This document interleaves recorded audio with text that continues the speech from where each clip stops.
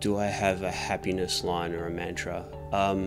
I guess the closest thing to that would be something that I learnt off a colleague a couple of films ago, which was everything's always unfolding just the way it should all the time.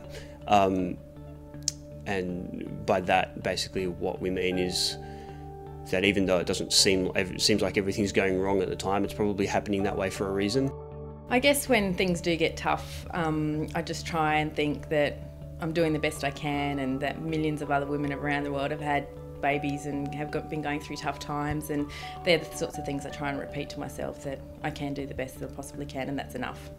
Well, when you feel really stressed and angry, you reverse it and turn it into a positive. And so I think I say that more to others, like Maya and my husband or whatever, but I probably should say it more to myself. But yeah, I say reverse the energy. I don't know what I would change if I had to choose one thing to change. It's a tough question. I think it would be just how old I was to have children. So now that I'm pushing down the barrel of 40, I'm thinking it probably would have been a better idea had I had children earlier rather than trying to get them all out at the last minute. I think the one thing that springs to mind would be maybe waiting a couple of years more until we're a little bit more financially stable as a family to have children. But having said that, that would have taken away all the joy of actually having them and being able to keep up with them at such an early age. So it's a tough question. I'm not sure I have a really straight answer for that one. My biggest fear as a parent, I guess, would be not knowing the right boundaries to put on Anya. I think my biggest fear is letting my family down. With a wife and 4 children, there's a lot of people depending on me to deliver at the end of the day.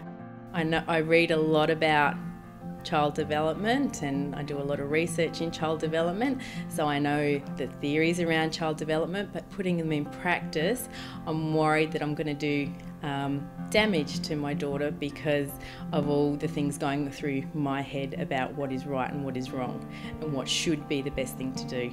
That the earth won't be here, that will wreck it.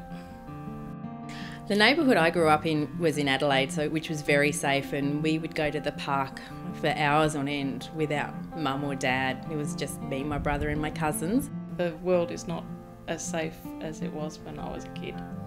I can't safely say that I can confidently allow my children to even ride their bikes outside without me worrying about them.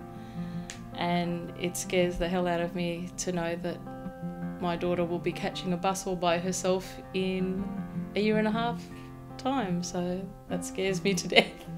I think it's interesting because there's this idea that the world's getting more and more dangerous with every year that passes.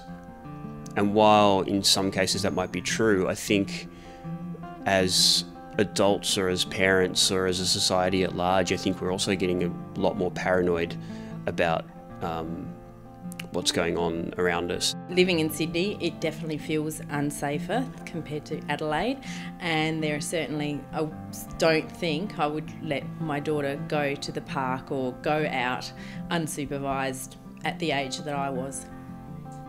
I'm not sure whether the world's become a more dangerous place, or our suburbs have become a dangerous place, or our neighbourhoods have, or whether we're just so much more paranoid about the dangers that are out there that we just perceive our neighbourhoods and societies to be more dangerous than they were when we were growing up.